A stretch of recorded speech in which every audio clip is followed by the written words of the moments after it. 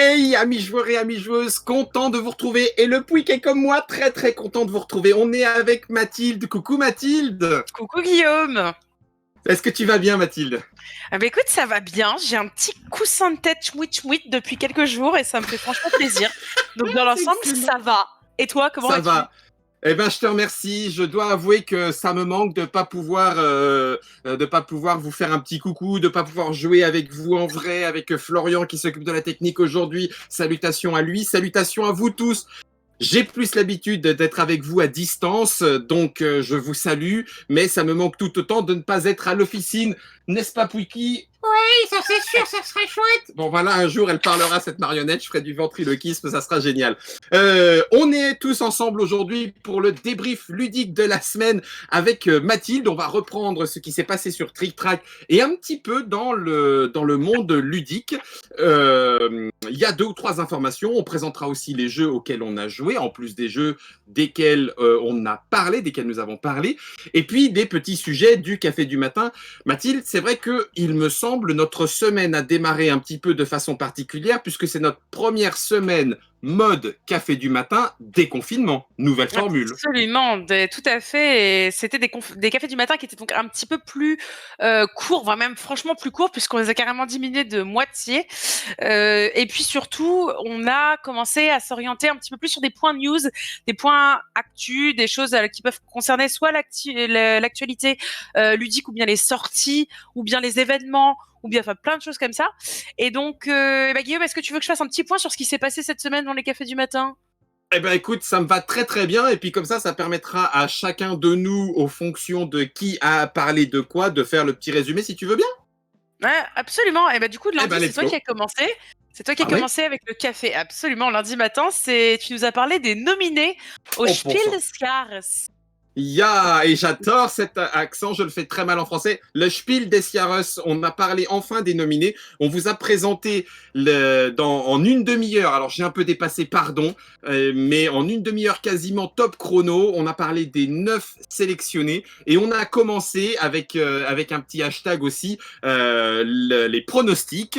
L'article est paru enfin dans la soirée. Je vous le dis, pour ceux qui ne l'ont pas revu, je l'ai un petit peu retouché cet article parce que j'y ai inclus 2 diagrammes en plus du café du matin, des diagrammes qui sont assez intéressants, qui viennent de BGG Stats, et je suis en train d'essayer de faire les mêmes avec Trick Track, je vais voir si j'en suis capable, qui montrent comment a évolué le Spiel en fonction à la fois du poids du jeu sur BGG, la façon dont on trouve le jeu complexe ou pas, et des appréciations du Spiel de BGG, et ça montre de façon intéressante comment les deux évoluent en fonction de l'un et l'autre. Donc, il y a encore 2 ou 3 petits éléments sur lesquels on peut parler du Spiel, mais je retiens surtout en ce début de semaine 9 jeux présentés plus pronostics en 30 minutes. C'était un truc de tueur. Je n'avais plus de voix à la fin de ces 30 minutes, Mathilde. Mais je l'ai suivi et c'était franchement compacté de façon tout à fait efficace. Ah, Donc, merci, Mathilde. donc bravo, vraiment bravo. Merci. Et puis suite à ça, lundi après-midi, alors ça c'était pas en direct, moi j'ai eu une petite interview avec Dominique Metzler de l'organisation des Spieltage Essen, ou des Spieltage de Essen si vous préférez, Mhm. et que je suis actuellement en train de transcrire en article. Mais avant cela, je vous en avais fait un petit résumé condensé dans le café du matin de mardi. Donc, en quelques mots, je lui ai demandé tout d'abord de se présenter, un petit historique des Spieltage, et puis pourquoi est-ce qu'ils avaient pris la décision d'annuler et quelles conséquences ça aurait pour les éditions futures. Donc, je vous laisse retrouver tout ça sur la chaîne YouTube VOD de Trick Track, les lives de Trick Track, et puis ce sera disponible normalement mardi sous forme d'article également sur le site. Ça, c'était donc mardi matin. Et puis, on a eu aussi mardi après-midi une petite présentation, un petit papotage avec Monsieur Léonidas de Mythic Games, qui est venu nous Oui, parler de la fin du Kickstarter, tout qui à est fait. Hell. Et Guillaume, en 2 mots, je crois que ça s'est plutôt bien passé, si j'ai bien suivi. Alors ça s'est très bien passé parce que c'est une volonté, on l'a redit encore, de pas être en frontal et donc en insulte ou en jugement trop rapide. C'est vrai que cette campagne est importante sur plusieurs points. C'est le premier, c'est le niveau atteint, hein, plus de 2 200 000, etc., etc. Mais d'un autre côté, il y a aussi des voix qui se font entendre autour d'une communication trop forte, trop optimiste, avec déjà des projets pas encore livrés, mais sur lesquels Mythic Games s'est exprimé en disant que c'était cette année que ça arrivera. Donc du coup, il y avait vraiment un intérêt, je trouve, à avoir cette discussion pour entendre leurs arguments. Et je pense qu'un certain nombre de joueurs, c'est vrai, les attendent au tournant, certains positivement, d'autres moins positivement, sur la livraison des projets, Solomon Kane, Super Fantasy Brawl, et puis Joan of Arc 1.5, pour la suite de Hell. Steam, comment, Florian? Et Enchanters, merci Florian, exact, Enchanters également. Donc c'était une discussion intéressante et je préfère, mais ça c'est moi, je sais pas Mathilde, comment toi tu l'as peut-être ressenti si tu as eu le temps d'en écouter 2 ou 3 bouts, mais je préfère quand ça peut se poser en bon entendement et on aura ensuite largement le temps d'y revenir si effectivement dans la suite ludique de Mythic Games, eh ben, c'est réussi, pari réussi ou non, par rapport aux livraisons et aux annonces qui ont été faites. Tout à fait, on verra ça, on suivra ça de près. En tout cas, je me rappelle que quelqu'un avait posé la question à Guillaume à la fin du stream de mardi après-midi. Moi, je peux vous le dire, de mon côté, j'ai pledgé. Je me suis posé la question jusqu'au dernier moment et puis finalement, j'ai cédé. Mais Merci Mathilde, comme ça au moins je pourrais y jouer avec toi. en fait, oui, voilà, je me suis dit que ce serait l'occasion de. Moi, ce qui m'a un petit peu convaincu, ça a été de me dire que vous pouvez jouer avec plusieurs équipes différentes, scénario après scénario, et que par conséquent, ça me permettait de jouer avec des groupes de gens différents. Et je vous dis ça sans aucune volonté marketing ou commerciale derrière, puisque de toute façon, le KS est fini, donc oui, ça n'aura aucune espèce d'influence. Ensuite, on passe à mercredi matin, où là, on a eu un café du matin en tentative caméra déportée. Je vous ai parlé un petit peu mercredi de Watergate, dont je vous dirai peut-être à nouveau un petit mot ensuite, puisqu'on va faire le débrief ludique de la semaine. Ouais, mais voilà, le café du matin, pendant une demi-heure, était consacré à Watergate. Je vous ai d'ailleurs demandé au début du café si vous étiez plutôt intéressé pour avoir une vue d'ensemble du gameplay et du matériel, ou bien des sensations de jeu.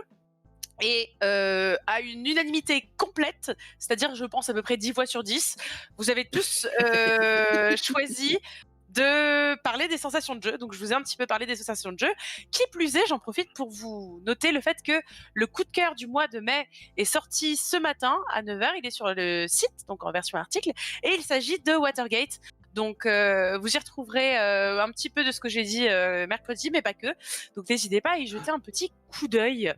Et puis, oui, dis-moi. Ah mince, je viens de me rendre compte d'un truc, j'ai complètement oublié de te parler, on va peut-être pas le faire en public, mais j'ai oublié de te parler des Madame Mathilde Approved, parce que j'allais te demander si Watergate était un Madame Mathilde Approved ou un simple, entre guillemets, coup de cœur.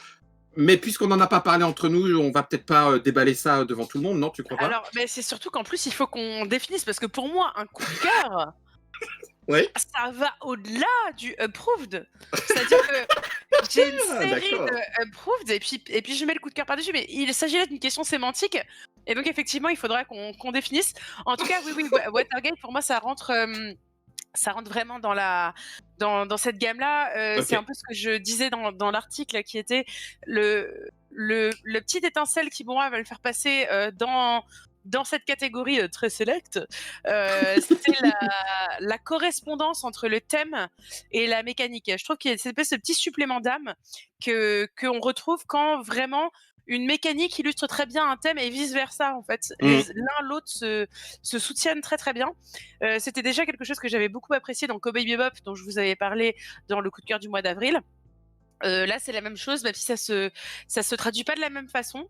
Voilà, mais je vous en dis plus dans l'article. Donc, super. Donc, allez voir. Merci Mathilde. Donc ça, c'était effectivement mercredi matin, et puis jeudi, c'est Monsieur Guillaume, c'est donc toi, hein, qui nous a parlé qui nous a parlé des sorties de la Ouais. semaine. Alors, je sais pas si on va te repasser à travers toute la liste, mais Non. globalement, qu'est-ce que c'est l'idée à travers, cette affaire des sorties de la semaine? Je crois que ça va être récurrent.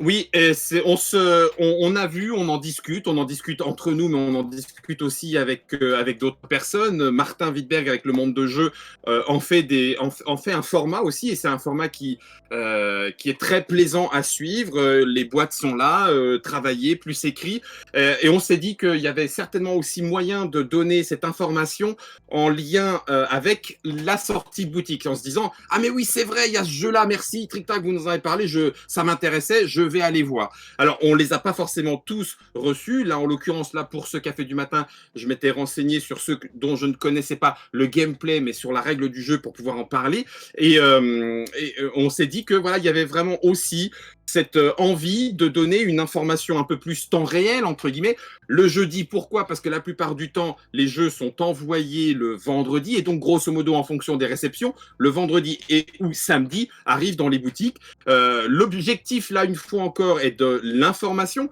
de donner un petit élément pour comprendre le jeu et savoir si on veut en savoir plus. Pas du tout côté allez-y, celui-là faut l'acheter, celui-là faut pas l'acheter. Loin s'en faut, c'est pas la politique éditoriale de Trick Track, mais du coup pouvoir dire ah oui tiens ça a l'air sympa, ça je vais me renseigner, ou ah oui j'avais vu l'article en amont, parce que la communication maintenant se fait de plus en plus en amont, et parfois du coup on l'oublie, une nouveauté en chasse une autre, et là en l'occurrence hop, et ben du coup on peut se le rappeler et se le remettre en tête. Voilà. Impeccable. Eh bien, écoutez, on a plutôt de l'approbation, j'ai l'impression, de ce côté-là. Donc, eh ben, écoutez, on va continuer à s'en occuper. On va essayer d'alterner effectivement avec Guillaume les jeudis. Merci Camille. Salut Lorenzo, tu vas bien?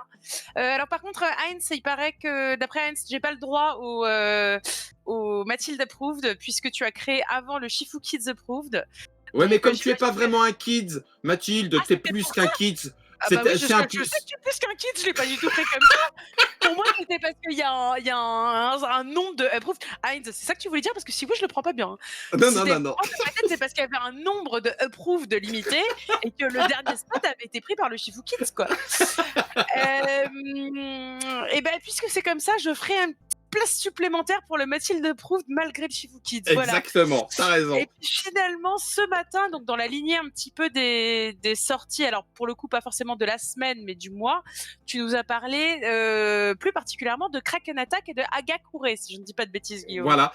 Voilà, c'est un autre format de café du matin.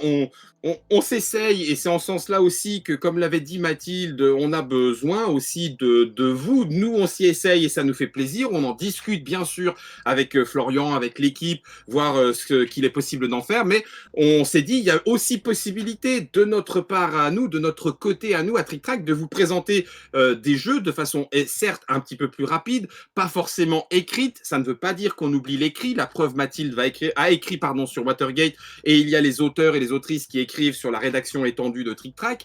Mais le faire en vidéo avec un peu plus de personnel, peut-être un petit peu plus de, à la fois du descriptif, mais en même temps, qu'est-ce qu'on en a pensé, le rapport avec le matériel, etc. Et donc, du coup, ce ressenti-là, c'est la deuxième partie un petit peu d'émission autour d'un jeu ou deux jeux sur lequel on travaille un petit peu en ce moment. Et si ça convient, est-ce que ça va être repris? Est-ce que c'est trop écouté dans de l'instantanéité et après sur la chaîne YouTube ce n'est plus regardé? Bah, c'est un peu moins intéressant. Bref, on fait des essais, et ça c'est un des essais. Ce matin j'ai pris Hagakure et Kraken Attack, deux jeux, parce que je me suis dit est-ce que je vais faire une demi-heure sur un seul? Est-ce que ça va tenir 2 fois 15 minutes? C'est des plus petits jeux, oui peut-être. Voilà, on essaye, et ce matin bah, finalement 15 et 15 minutes, ça s'est pas trop mal passé. Moi j'ai apprécié, en tout cas. Je sais pas Mathilde comment toi tu l'as ressenti sur Watergate, mais moi j'ai trouvé que c'était effectivement sympa de pouvoir se livrer un petit peu plus sur un jeu comme ça.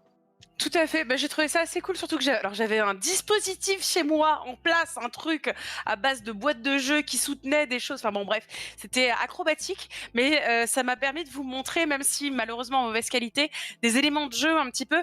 Et donc c'était très chouette d'avoir les mains, dire ah regardez là, regardez là. Ça faisait longtemps que j'avais pas eu cette possibilité-là, comme on a à l'officine avec la caméra déportée. Et donc ça c'était vraiment très très chouette, parce que mine de rien montrer les trucs comme ça webcam face, c'est pas si évident. Oui. Euh, je est-ce que je peux raconter une anecdote parce qu'il vient de se passer un truc formidable.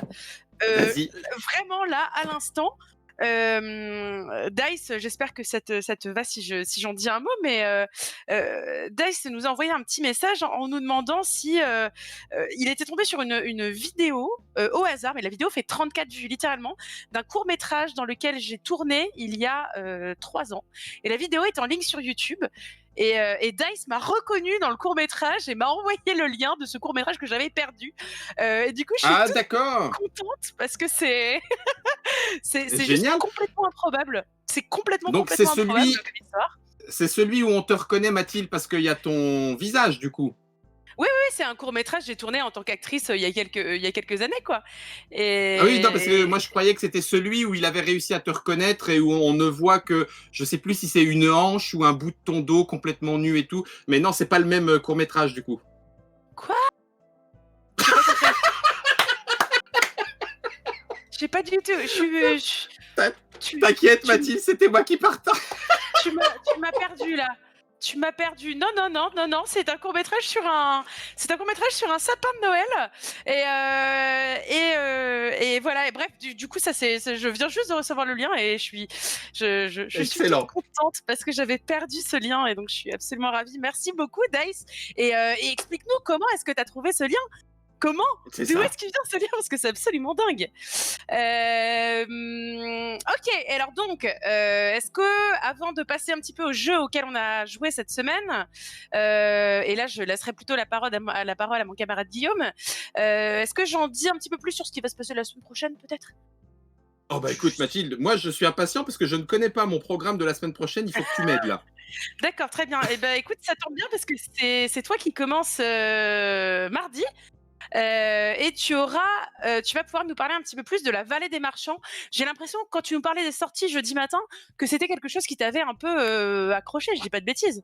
Ah ben là, écoute, en ce sens-là, j'ai même failli remplacer Agakure et Kraken Attack vendredi et je me suis dit non, il y a réellement quelque chose à en dire. Mais cette vallée des marchands, comme quoi des fois une partie, comment pas une partie, une première série de parties ne suffit pas à le voir ou parfois c'est l'extension. Je ne saurais pas l'expliquer. J'avais joué à la vallée des marchands. Là, la vallée des marchands 2 chez Brajlon est arrivée. Et le fait d'y rejouer avec ce mélange, avec à nouveau des peuples qui amènent un peu plus de combos, mais j'en dirai plus sur chacun des petits animaux, des familles d'animaux mardi, là pour le coup, bah, là c'est voilà, tu retombes. Le coup de cœur n'est pas le coup de cœur initial, mais le coup de cœur secondaire quelque part, mais pas dans le sens de valeur. C'est vraiment une espèce de redécouverte en disant mais comment j'ai pas pu sentir c'est pas que je m'en veux, c'est tout, c'est comme ça. Comment je n'ai pas pu sentir cette possibilité avec la première boîte? Est-ce que je suis passé trop vite? Mais le fait d'y rejouer, là c'est clair, j'ai envie de dire aux gens, sincèrement, il y a un petit bijou dans une petite boîte, ça vaut le coup de s'y pencher, ça ne vaut pas le coup de l'acheter, une fois encore je le redis, mais ça vaut le coup de s'y pencher, donc je vous en parle mardi. Ça sera clairement un Monsieur Guillaume approuve, ça c'est clair. Ok, impeccable. Et bien pour celles et ceux qui veulent en apprendre plus, rendez-vous mardi matin. Quant à moi, mercredi, je prendrai le relais avec l'axolotl qui rend visite à Trick Track. En d'autres termes, Monsieur Patrick Beau, qui viendra nous voir mercredi, oui c'est bien ça, à Mmh. 10h. Donc, pour celles et ceux qui ne connaissent pas son travail, je vous conseille fortement d'aller faire un petit tour sur son Twitter. Si je ne me mélange pas, je pense que c'est aussi lui qui a lancé les Nanofictions, qui est un compte que je vous recommande chaudement, qui raconte des petites... vous voyez le format Twitter en 140 caractères. Les Nanofictions, c'est une histoire qui tient en 140 caractères, avec presque parfois juste une phrase. Et c'est très intéressant d'un point de vue narratif, parce qu'on se penche sur la clé de voûte de la narration. Donc là, pour le coup, c'est mon côté comédienne qui s'attache particulièrement à ça. Et donc, ce sera un grand plaisir de l'accueillir pour discuter un peu avec lui de son penchant ludique, puisqu'il est également joueur. Et on aura l'occasion d'en parler donc mercredi matin. Ensuite, est-ce qu'on annonce déjà notre programme de mercredi après-midi, Guillaume? Je pense que oui. Est-ce que tu veux en dire un mot? Ah bah écoute, avec plaisir. Nous aurons quelques opportunités à la fois d'annonces intéressantes, peut-être deux ou trois éléments en avant-première. En tout cas, on parlera du projet Kraken Attack. Alors c'est une coïncidence, c'est-à-dire que Antoine Boza et peut-être même Esteban et Aurélie viendront nous en parler l'après-midi autour du projet de Kraken Attack, comment la relation entre les deux auteurs, le père et le fils, s'est jouée, comment est-ce que Aurélie, qui était chef de projet sur ce projet-là, l'a travaillé, comment est-ce que Yellow, pardon, pas Yellow du tout, Loki, justement, travaille dessus, et comment est-ce qu'il va être installé là, dans le déconfinement, et pouvoir faire sa place. Et puis, on va aussi parler des monstres de Yellow, c'est-à-dire le Dark Tokyo, le Dark King of Tokyo qui s'en vient, qui est une édition limitée. Pourquoi limitée? Pourquoi avoir retravaillé King of Tokyo de façon dark? On n'a pas encore, je ne préfère pas dire que c'est une certitude, parce que peut-être que Richard Garfield ne sera pas vraiment disponible. Il y a une possibilité, une toute petite ouverture, c'est pas encore promis, donc je ne vous le promets pas, mais ça sera mercredi après-midi, donc un petit temps de papotage avec Yellow autour de deux projets, mais qui seront autant d'ouverture pour parler un petit peu de la suite avec eux. Superbe. Et ben, hâte de voir ça. Donc, on aura ensuite, comme on vous l'a dit précédemment, maintenant le jeudi matin, cette fois-ci, ce sera avec moi, le café du matin des sorties de la semaine. Et puis, je vous parlerai de mon côté vendredi de Terra Mystica et Projet Gaïa, puisque de mon côté, j'ai enfin fait l'acquisition de Terra Mystica. Ça fait des années que ça me grattait et c'est chose faite. Et puis Super Meeple a annoncé la semaine dernière une deuxième localisation donc de Projet Gaïa, qui est une sorte de Terra Mystica, mais encore un cran plus loin, avec une piste des technologies et des choses comme ça. Donc je vous parlerai un petit peu de ces deux aspects, donc à la fois Terra Mystica et Projet Gaïa, qui donc revient en français et de cette façon s'ancre un petit peu dans l'actualité ludique. Ce sera tout pour la semaine prochaine. Bon, Guillaume, je te rends la parole pour savoir de quoi on a joué cette semaine. Eh ben écoutez, alors sans surprise, donc là c'est pas la peine que je vais pas remettre une couche parce que là ça ferait effectivement un peu influenceur et je déteste le mot influenceur en positif ou en négatif. Donc la Vallée des Marchands, voilà, on y a joué ce week-end, y compris avec les petits castors méthodiques, les castors communs méthodiques, qui est la petite extension. Ça c'est la première boîte, ça c'est la deuxième boîte. Les deux sont en stand-alone, mais celle-ci, bon c'est pas la peine, j'ai dit que je vous en parlerai lundi. Voilà, donc j'ai joué à la Vallée des Marchands. J'ai joué aussi, j'y ai rejoué à Opal, le Rudiger Dorn qui est chez Rune Édition. Et une fois encore, je me dis mince, il y a peut-être des explications, mais le jeu est passé un peu trop vite. Illustré par Ashline. Le Rudiger Dorn, c'était Cœur de Dragon, si je dis pas de bêtises, chez Philosophia à l'époque, bref, ou Rêve de Dragon, non, Cœur de Dragon. Rêve de Dragon, c'est un jeu de rôle. Et là, une fois encore, un jeu à deux qui marche très très bien. D'ailleurs, jeu à deux que j'ai aussi pratiqué cette semaine avec le Renard des Bois duo. Et ben pareil, petit coup de cœur, c'est très fin. Faut aimer les jeux de pli, bien sûr, mais c'est très très fin. Et ça tombe bien, Dicrou est au Spiel. Et ben c'est un jeu de pli coopératif. Donc c'est rigolo comme on peut retrouver tout d'un coup des espèces de petites tendances. J'ai bien sûr joué à Agakure. J'ai bien sûr joué à Kraken Attack. On a refait une partie de Draw and Roll de chez Blue Orange parce qu'on avait des amis et que c'était facile de leur montrer un petit peu ça.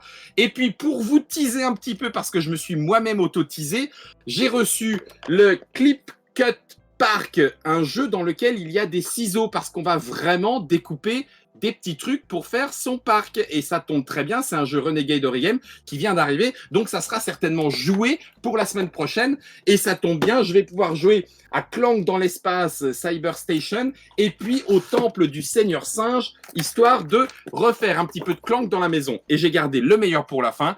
Je me suis commencé la lecture d'un jeu de rôle, un univers que j'adore, qui est Vermine. Donc là, on est en Vermine 2047 puisque le temps a placé. C'est un Julien Blondel. Vermine, je sais pas, Mathilde, est-ce que tu connais? Alors, j'ai entendu de nom, mais non, pas du tout. Pitch donc. Eh ben, écoute, Voilà, justement, parce que je sais qu'on peut éventuellement, pour en avoir déjà discuté, y être sensible. Dans Vermine 2047, l'humanité, à force de trop taper sur la planète, entre guillemets, peut-être, en tout cas, la planète se réveille, on ne sait pas de quelle façon, est-ce que c'est chamanique, est-ce que c'est... On ne sait pas.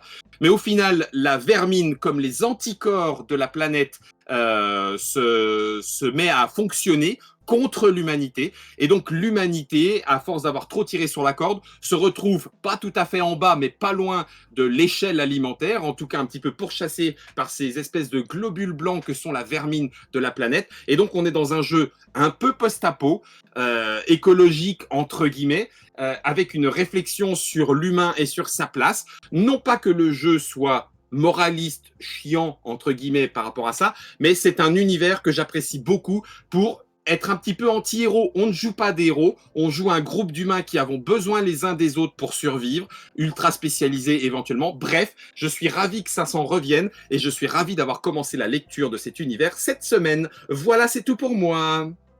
Super, et ben de mon côté ça va être beaucoup plus rapide puisque je vous ai donc déjà parlé de Watergate, donc j'en rajouterai pas mille mots, mis à part que voilà c'est assez c'est fluide, ça s'apprend vite. Ce qui est particulièrement plaisant, c'est la courbe d'apprentissage, puisque c'est d'abord très accessible et ensuite, on sent que ça se tend. C'est la première chose. Et la deuxième chose, c'est qu'il y a un appel réellement du côté historique. Moi, ça m'a donné envie de lire des choses dans le Watergate, à propos du Watergate. Et c'est tout inclus dans la boîte, c'est-à-dire qu'il y a à peu près la moitié du livret de règles qui est consacré uniquement à des aspects historiques. Donc mais vraiment, hein, c'est juste, voilà, c'est raconté comme une histoire. Donc c'est très très chouette. Il n'y a pas besoin d'aller chercher à 20 000 endroits. Il y a déjà un condensé d'informations qui est présent et rendu très accessible. Et la troisième chose, comme je vous le disais un petit peu plus tôt, c'est que la mécanique et la thématique se rejoignent extrêmement bien l'une l'autre, dans le sens où j'ai vraiment l'impression, c'est une sensation que j'ai régulièrement avec des jeux aux règles qui ne sont pas compliqués, mais dont les mécanismes derrière générés par le peu de règles sont complexes. Je sais pas si vous voyez les livres que quand vous les ouvrez, ça fait un truc en 3D comme ça, en papier super stylé. Et ben avec certains jeux, je vois des livres pop-up, tu dis? Ah, bah voilà, exactement, bah superbe, des livres pop-up, merci Florian. Et donc j'ai un peu parfois cette sensation-là avec certains jeux, de voir une espèce de réseau en toile d'araignée de toutes les possibilités qui se déplient comme ça dans ma tête. Et je trouve ça hyper appréciable, surtout quand à la base, t'avais l'impression que c'est un tout petit objet et en fait, tout est possible. Voilà, donc Watergate, ça a vraiment été ça. Et j'ai reçu hier ou avant-hier Cartographers, qui est donc un nominé du Spiel. Je fais d'ailleurs à ce sujet un petit coucou à Ombrelam qui, j'ai vu, va finalement le récupérer aujourd'hui après de multiples pérégrinations, si j'ai bien compris. Et donc Cartographers, c'est un jeu de type, alors c'est pas vrai, c'est un, comment on dit, un flip and write, enfin c'est un machin and write en gros. Et donc je vais vous montrer, tiens, je vais vous montrer ma superbe, hop là, voilà, ça c'est ma superbe petite carte de ma dernière partie. Donc vous voyez, on a globalement une carte qu'on va remplir au fur et à mesure en fonction de forme et de type de terrain qu'on va tirer sur des cartes, donc, et on va essayer de conquérir de plus en plus d'espace. On vous prépare une petite série d'articles sur les différents nominés du Spiel. Normalement, il y en a 8 sur 9 qui sont en chemin vers nos domiciles / officines respectifs. Donc, a priori, on devrait pouvoir s'en sortir pour les couvrir quasiment tous. C'est très très chouette. Et donc, je commencerai cette série avec, de mon côté en tout cas, avec Cartographers, puisqu'on se les est répartis avec Monsieur Guillaume. Pour vous en dire juste 2 mots, j'ai pas encore eu l'occasion de le tester suffisamment. J'ai fait que 2 parties pour l'instant, donc je suis pas, voilà. Mais c'est le genre de truc où quand on te l'explique, tu dis ok, sympa, mais rien de nouveau sous le soleil. Et en le jouant, tu te fais quand même emmener par la vague du flip and write, du coup, où tu as envie de d'écrire les trucs. Et dans un premier temps, il y a ça. Et en plus de ça, vraiment, pour moi, pour l'instant, le truc que j'ai trouvé très sympa, c'est le concept de... je sais plus si c'est agression, embuscade. C'est embuscade le terme qui est utilisé dedans. Où en fait, quand il y a une carte en particulier qui est retournée, on va échanger les parchemins, où on va tourner les parchemins dans un sens ou dans l'autre, c'est écrit sur la carte, avec ses adversaires, et il va y avoir une attaque de gnolls ou de gobelins ou de je ne sais quoi qui va arriver sur le parchemin, et donc tu vas faire arriver les monstres sur le territoire de ton adversaire, et en fait tu vas essayer de bloquer ses placements au mieux, puis ensuite évidemment tout le monde récupère son parchemin et continue sa vie. Il y a un truc vraiment savoureux dans la réflexion de se dire comment est-ce que je le bloque du mieux que je peux, mais vraiment pour l'emmerder, quoi. Ça, c'est vraiment sympa. Donc voilà, à suivre pour l'article, mais pour l'instant, c'est plutôt franchement positif.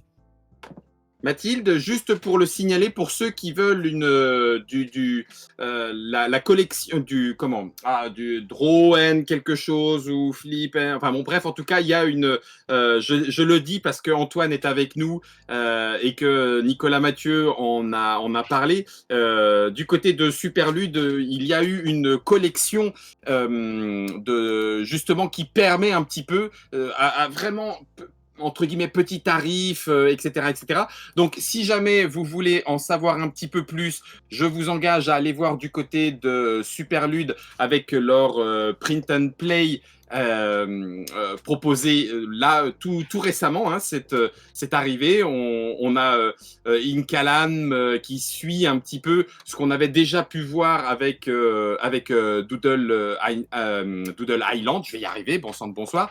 Donc cette collection de Print and Play Time, et ben voilà, ça peut aussi, si vous aimez ça, jouer un petit peu rapidement et un petit peu à moindre frais, mais en même temps en ayant vraiment un travail derrière éditorial, travaillé et tout, et ben ça peut être pour ceux qui aiment cet aspect-là. J'en parle parce que on a dans ces print and play entre guillemets du roll and write, et donc du coup ça me faisait penser à cette histoire de cartographeur, même si c'est pas tout à fait du roll and write, mais du draw and draw, parce que là tu pioches des cartes et puis après tu dessines, c'est ça en anglais, draw and draw finalement. Alors tu dessines effectivement. Oui, après avoir pioché une carte, c'est ça. C'est pour ça que c'est du draw carré. C'est ça, moi dans ma tête, le draw and draw était très clair. En tout cas, donc du coup, le Incalam est disponible pour découvrir un petit peu une autre façon de roll and write, et en l'occurrence sur un mode un peu print and play. Voilà, donc c'était juste pour faire un petit peu la petite info et le petit lien, puisqu'ils sont avec nous aussi, et ça, faut leur en remercier.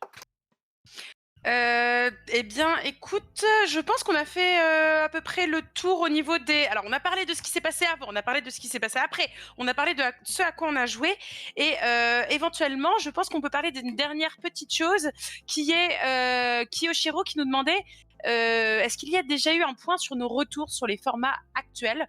Donc, comme vous l'a dit Guillaume un petit peu en conclusion du café de ce matin, c'est vrai qu'on essaye de faire en sorte que le bilan de la semaine, ce soit aussi un moment d'échange avec vous, notamment sur les formats, sur plein de choses. Donc, on parle non seulement de ce à quoi on a joué, de ce de quoi on a parlé, mais aussi de vos questions sur diverses choses, sachant que évidemment on est toujours à l'écoute de toute remarque et tout commentaire et tout avis. De fait, on peut pas du tout mettre en place parce que parce que c'est tellement de choses à faire. J'étais en train d'essayer de faire, je sais plus comment il s'appelle, le mec qui porte, c'est Atlas, qui porte la terre là, jusqu'au sommet de la montagne, puis ça reroule et puis etc. Voilà. Sisyphe après, oui, c'est Sisyphe. Le mythe de Sisyphe. C'est pas le mec qui se fait bouffer le foie ?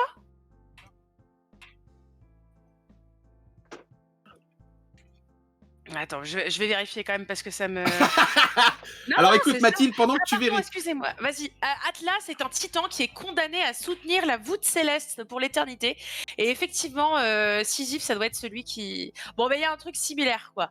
Il y a un truc similaire. Sisyphe, Prométhée, il dit Heinz. Atlas qui porte la terre. Bon bref, on les a mélangés. Je voulais juste revenir Mathilde sur une petite demande que je vois passer sur Twitch, puisqu'on en est un petit peu aux questions. Camille Museau, coucou Camille, qui attend le jeu de rôle dans l'univers d'elfes, nains, orques et gobelins. Je ne veux rien teaser, mais il n'est pas impossible qu'il y ait un petit let's play et que la semaine prochaine je puisse y jouer. Voilà, tout ça. J'ai rien dit. À toi Mathilde, salut. Eh bien, on a Kiyoshiro qui nous dit: «Mon gros point noir, c'est le temps des cafés du matin. Comme celui de ce matin, il devrait être un peu plus long. Ça éviterait d'avoir un monsieur Guillaume qui parle à toute vitesse pour tout faire rentrer en 30 minutes». Alors C'est de ça, ma c'est vrai faute, que pardon. non, c'est pas, Pardon. beh, c'est pas du tout que c'est de ta faute, c'est que c'est vrai qu'on a plein de facteurs à envisager. Peut-être que c'est aussi qu'on devrait aborder des sujets qui sont un poil moins denses. Peut-être qu'il faudrait qu'on fasse un Mhm. seul café du matin, un seul jeu, pardon, par café du matin, justement pour que ça rentre en 30 minutes sans avoir à se presser. La raison pour laquelle on a choisi de tenter un raccourcissement des cafés du matin, elle est multiple. La première, c'est que, bah, mine de rien, ça mobilise quand même pas mal de monde sur pas mal de temps. Puisqu'il y a quelqu'un qui est à la présentation, il y a quelqu'un qui est derrière la technique, il y a tout ça. Et puis la deuxième, c'est que on a une tendance globale qui s'exprime en faveur du raccourcissement. Qu'est-ce qu'il y a? Non, non, je souris parce que je croyais que tu allais dire on a une tendance globale de la part de Monsieur Guillaume à dépasser un petit peu le temps. Et c'est vrai, hein, mais là où vous avez raison, c'est aussi parce que on réfléchit et on va peut-être s'adapter. Par exemple, Florian nous disait bah, peut-être que on peut tabler avec Mathilde, on y réfléchit en disant sur un 30 minutes parce que peut-être que quelqu'un il est content d'avoir ces 30 minutes et il peut partir à sa réunion derrière et peut-être se garder un 5 minutes ou un 10 minutes de questions, mais un petit peu plus mode, voilà, ça y est, l'émission elle est enregistrée et on garde voilà, on est clairement Ouais. en réflexion par rapport à tout ça. Sachez que sur le forum de Trick Track, il y a un sujet qui s'appelle le futur de Trick Track. Alors il y a eu des petits moments un peu trollesques, hein, donc bon bah voilà, là, on essaye de revenir un petit peu. Il y aura peut-être un moment plus comment on appelle ça, Mathilde, questionnaire entre guillemets, parce que cette Q&A. réflexion là, ouais, Il y a un, il cette y a quelqu'un réflexion là, qui vient quand même de dire c'est parce que Guillaume, lui, nous aime vraiment. Alors je ne sais pas si non mais mais moi aussi je vous aime beaucoup. Ok. Coucou Drig, bienvenue parmi nous. Ça fait plaisir de te voir. Tu t'es endormi, tu t'es pas réveillé après la sieste, c'est ça? pourtant quand on s'appelle Drink, normalement ça devrait marcher. Non, bah, celle-là on l'a déjà faite la semaine dernière, pardon. Ah, je n'étais pas là, du coup. Donc en tout cas, voilà, on a un sujet dans le forum de Trick Track pour en parler de façon plus longue éventuellement et posée, mais on aime bien aussi cette après débrief de la semaine, un moment où on peut se poser, ça y est, c'est la fin, on n'a pas what millions de trucs dans la tête ou alors on les a reportés à la semaine d'après, les articles en retard, les demandes DRH pour gérer les machins, mais vous savez ça fait partie du boulot quotidien, mais sachez que dans la vie des joueurs de Trick Track, eh ben, c'est aussi dans le quotidien du boulot. Donc on aime bien ce petit moment d'après débrief ludique où on peut plus discuter avec vous. On se demandait s'il fallait le réserver aux abonnés pour remercier les abonnés de Trick Track ou les abonnés du Twitch. On n'en sait rien. En tout cas, il y a réellement un gros changement dans l'organisation de l'information et du monde ludique. Les choses se sont un petit peu resserrées. La concurrence est là aussi. Et forcément, qui dit concurrence dit auto-réflexion, auto-évaluation, auto-adaptation. Et pour ça, on n'a pas du tout envie de le faire tout seul dans notre coin. Mais avec vous, ça serait aussi bien. Voilà, donc discutons-en. Le point que soulevait Kyoshiro est réel. Et puis d'un autre côté, il faut qu'on voit si nous, en face, il y en a 500, alors j'exagère, mais 500 qui disent « Ah, c'est génial, une demi-heure, ça m'a permis de vous suivre entre deux réunions. » Bon, bah, c'est toujours difficile de savoir, est-ce qu'on s'occupe du 500? Oui, mais les 50, c'est ceux qui sont là tout le temps, et donc du coup, c'est bien qu'ils parlent. Bref, voilà le genre de réflexion que Guillaume fait suer, parce qu'il aime bien couper les cheveux en quatre avec toute l'équipe de Trick Track. Voilà. Voilà. Voilà. Super. On a Vilou qui nous dit le sourcing de Trick Track. Je suis pas sûre de voir exactement ce que ça veut dire le sourcing de Trick Track. Ouais. Tu sais, les éditeurs, quand ils font du sourcing, c'est quand ils vont regarder du côté des protos pour savoir qu'est-ce qu'ils vont éditer, etc., surveiller un petit peu et tout ça.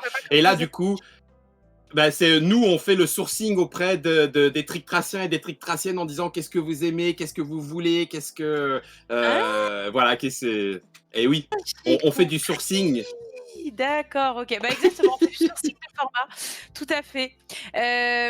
Mais du coup, oui, effectivement, ça me paraît un bon plan de se dire, on se fait un café de une demi-heure, auquel s'ajoute une quinzaine de minutes de questions-réponses, quitte à éventuellement mettre un petit délai, de dire, eh ben, posez les questions du jour, et puis si on n'a pas les réponses, eh ben, on vous les apportera demain. Comme ça fait un petit rendez-vous quotidien, etc. Ça peut être sympathique. Ouais. La question aussi se pose, Dice, c'est effectivement le fait qu'on ait commencé le confinement avec une émission aussi l'après-midi. On voulait être sûr d'être là, on voulait être sûr de ne pas être oublié. Voilà, on est comme tout le monde, on a besoin d'être apprécié, bref, peu importe.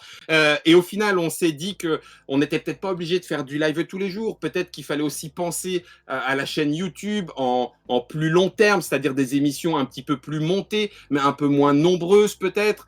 Pas forcément être toujours dans le one again, mais un petit peu dans le travailler. Enfin voilà, moi, de façon très transparente, je vous livre un petit peu toutes les réflexions que l'on se fait, et ce qui fait que ça nous a permis de revenir à l'écriture. Mathilde et moi, on a pu réécrire aussi, parce que du coup, on n'était pas toujours en train de préparer une émission le matin et une émission l'après-midi. Et, enfin bon, voilà, il y avait tout ça qui était en réflexion et qui explique pourquoi on l'a fait un petit peu comme ça.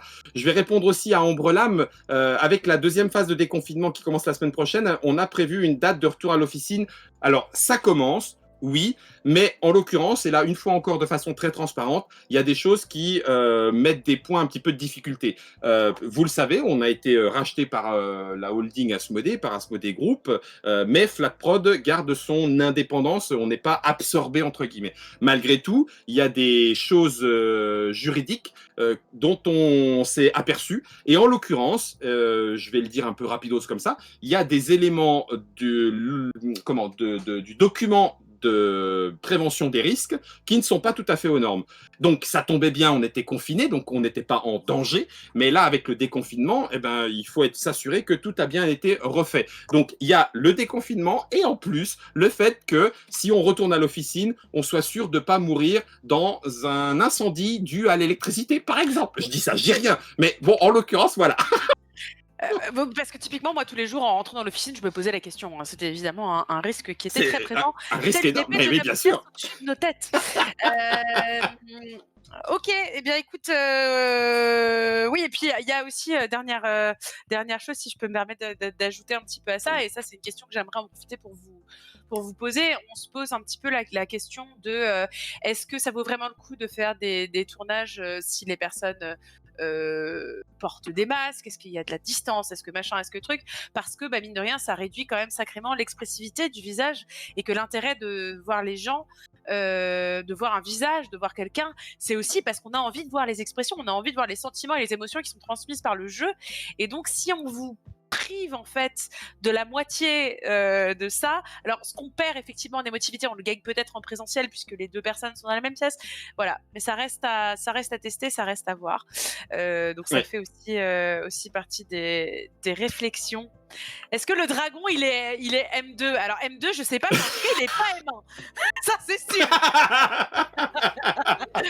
Ça c'est certain. Et pour répondre à Rodenbach, Germain mangeait un petit peu les câbles, effectivement, mais Florian, des fois, il s'attaque carrément aux multiprises. Alors, en termes de sécurité incendie, ça va pas le faire du tout.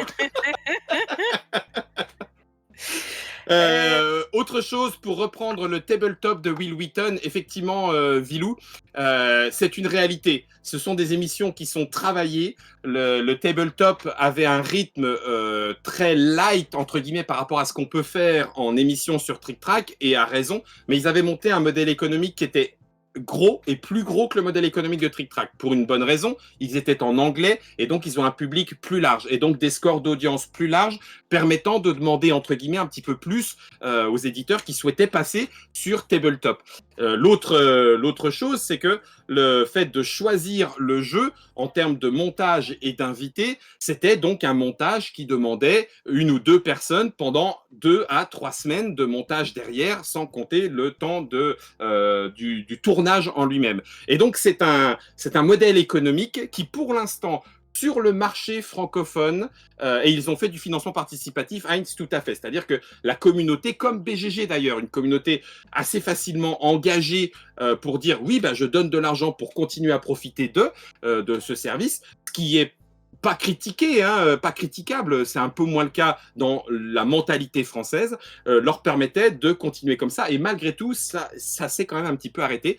Donc, ces différences de modèle économique expliquent aussi que on pense, peut-être à tort, que ça ne fonctionnerait pas complètement sur Trick Track aussi, pour plein de raisons, hein, des raisons d'habitude, etc.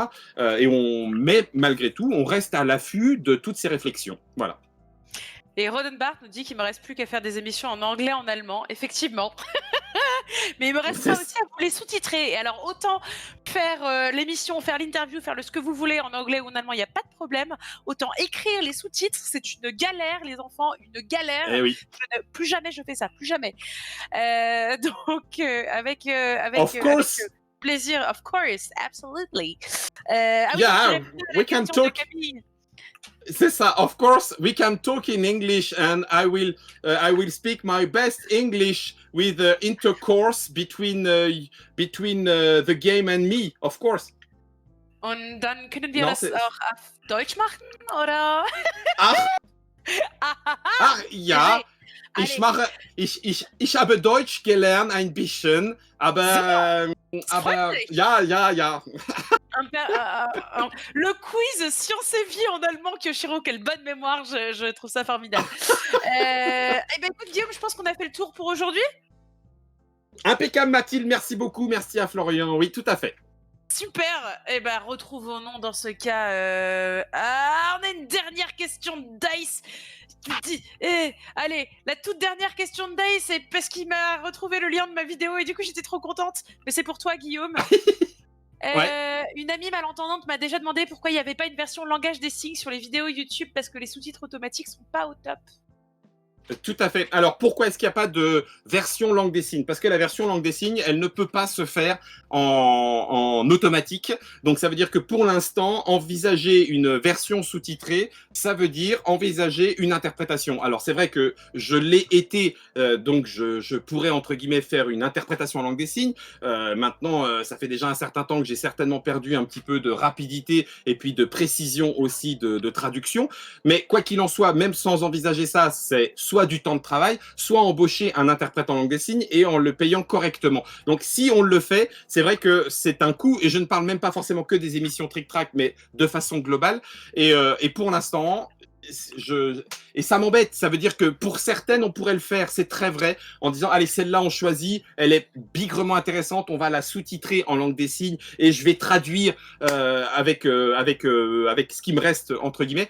Mais c'est pour l'instant un coût qu'on n'arrive pas c'est tout, je sais pas comment faire, mais en tout cas, moi, j'y arrive pas, à l'intégrer dans le coût de production d'une émission. Et c'est ce qui explique que pour l'instant, effectivement, il n'y a pas de version langue des signes sur toutes. On le faisait avec Fall sur les émissions du Moisenal. Il n'est pas dit que sur ces émissions un petit peu informatives et qui donc du coup donnent de l'information générale un peu globale et rapidement, on puisse le faire. Mais la plupart du temps, c'est ce que vous dites, Dice 166, c'est une histoire soit de temps et ou d'argent, mais comme le temps c'est de l'argent, pas que, hein, bien sûr, mais ben voilà, c'est un petit peu lié. Voilà, tout à fait. Super. Eh ben, Dave, j'espère que ça répond à ta question. Merci beaucoup à toutes et à tous d'avoir été là. Et puis, on se retrouve donc lundi. Pardon, pas du tout lundi. Que dis-je? On se retrouve mardi matin. Mardi. Bah du coup, ce sera toi, Guillaume, qui sera là mardi. Donc, je vais te laisser le mot de la fin.